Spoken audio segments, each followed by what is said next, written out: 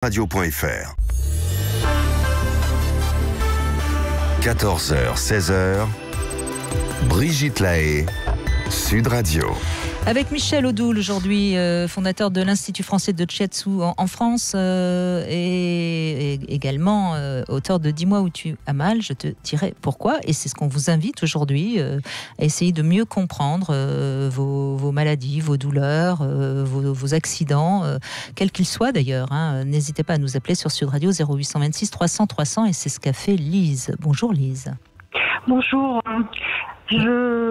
Bonjour Brigitte et bonjour à votre invité. Je vous entendais parler tout à l'heure de chute et d'accident. Moi, c'est un peu mon cas. Oui. Vers l'âge de 27 ans, j'ai fait une chute dans les escaliers.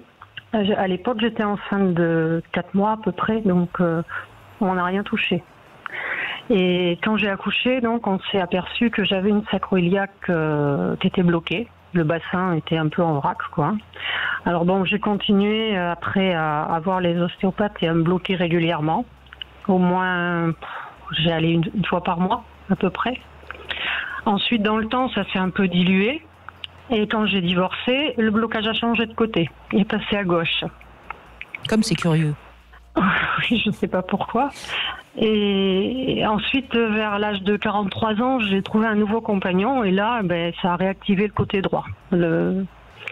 Donc aujourd'hui, je suis régulièrement bloquée en antérieur droit. Et j'aimerais bien peut-être avoir une explication, comprendre le pourquoi. En tout cas, j'ai l'impression que Michel Odoul, déjà sur le plan symbolique gauche-droit, peut dire beaucoup de choses, non ? Oui, puis même globalement, c'est une histoire qui est intéressante parce qu'il y a plein de clés à l'intérieur d'elle.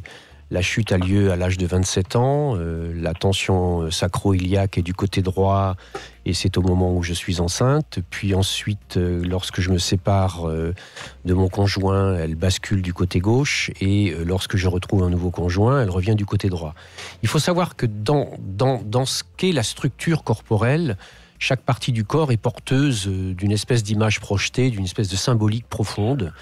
Et les hanches et les iliaques sont la représentation de nos points d'ancrage fondamentaux. C'est là où les têtes de fémur viennent s'ancrer, c'est là que le poids du corps s'appuie sur nos jambes, qui sont nos vecteurs de relation au monde. Et lorsque ces points d'ancrage sont des points qui nous sont sensibles, douloureux, voire ne nous tiennent pas correctement, ils montrent qu'ils ont une fragilité, une fiabilité peu importante, voire même éventuellement déséquilibrante, et qui peut nous conduire parfois à la chute ou à la nécessité opératoire, etc. Or, ces points d'ancrage étant ce qui nous porte, ce qui nous soutient, lorsque ce qui nous porte ou nous soutient nous lâche, eh bien ça s'appelle l'abandon ou la trahison. Et donc les hanches sont les axes symboliques de la relation d'abandon ou de trahison avec quelqu'un ou avec des situations données.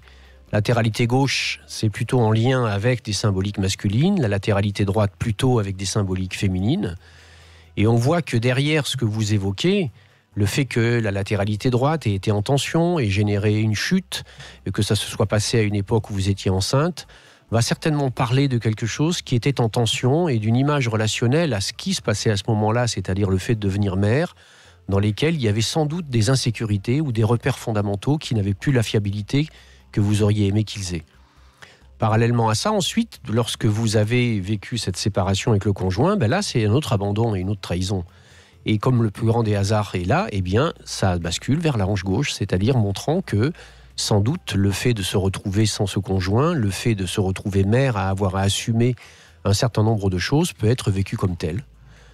À nouveau, qu'est-ce que l'on voit réémerger ? Un nouveau conjoint apparaît, ça rebascule à droite. C'est-à-dire qu'il y a sans doute un besoin fondamental chez vous de vous sécuriser en tant que femme et en tant que mère, et d'être dans une comment on va dire ça, une économie de vous-même dans laquelle vous vous rendiez compte à quel point vous faites ce que vous avez à faire, vous allez bien au-delà même de ce que vous avez à faire puisque vous assumez beaucoup de choses et que finalement la trahison n'est pas le problème de celui qui la vit mais ce problème de celui qui l'a fait. Parce que là aujourd'hui, si c'est à nouveau du côté droit, on peut en effet se poser la question... Est-ce que vous, en tant que femme, vous êtes réellement bien assise dans votre condition de femme, en quelque sorte ? Cet homme, est-ce que cet homme, finalement, ne fragilise pas votre identité féminine ? Si, je pense que oui, quand même. Oui. Donc alors encore une fois, il a des demandes en fait qui me correspondent pas vraiment. Donc il y a une sorte de, comment je vais dire, de soumission. Oui, dans laquelle vous ne vous sentez pas respecté, dans laquelle vous vous sentez non respecté, donc abandonné, trahi, voilà.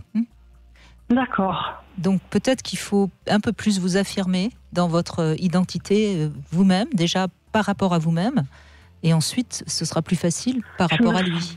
Oui, je me sens un peu bloquée, effectivement, dans ses désirs, plus que et pas pouvoir réaliser les miens. Ça correspondrait ?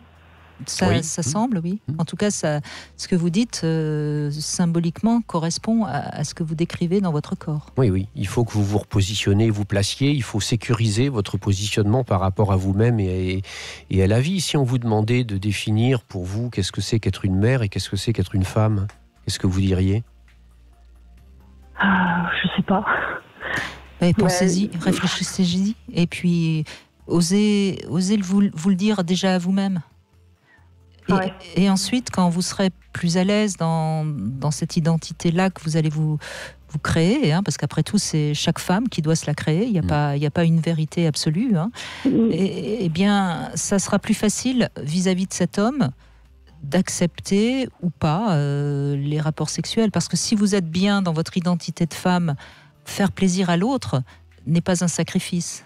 Si vous n'êtes pas tout à fait à l'aise dans votre identité de femme, accepter un rapport sexuel, c'est finalement se soumettre à une domination masculine. Oui, en fait, ce que je lui dis, c'est que s'il me donne satisfaction sur ce que moi j'ai besoin, après je suis plus en capacité de lui offrir ce que lui a envie. Mais ça, il n'entend pas.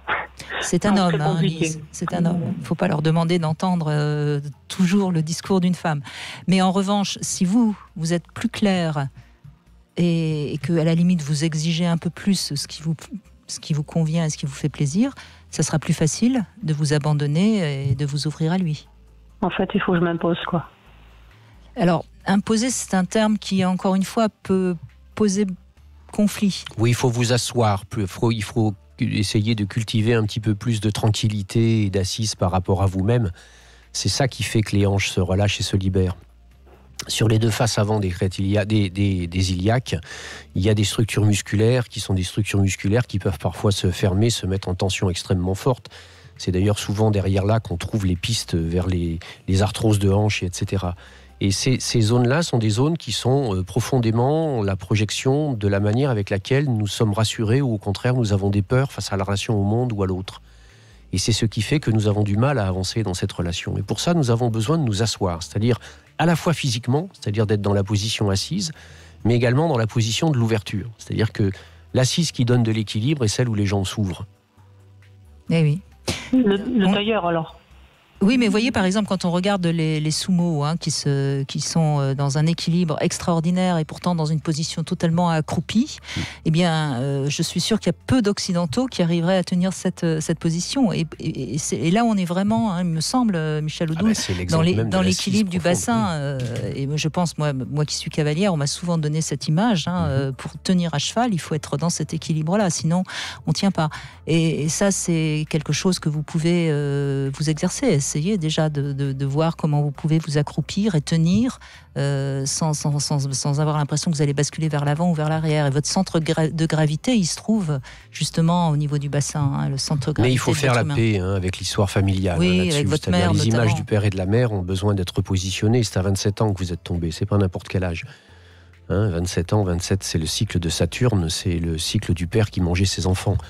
Il y a vraiment à la fois à tranquilliser l'image et la relation que vous avez au masculin, mais celle-ci, elle passe par le fait que vous rassuriez, que vous asseyez correctement votre image de femme à vous.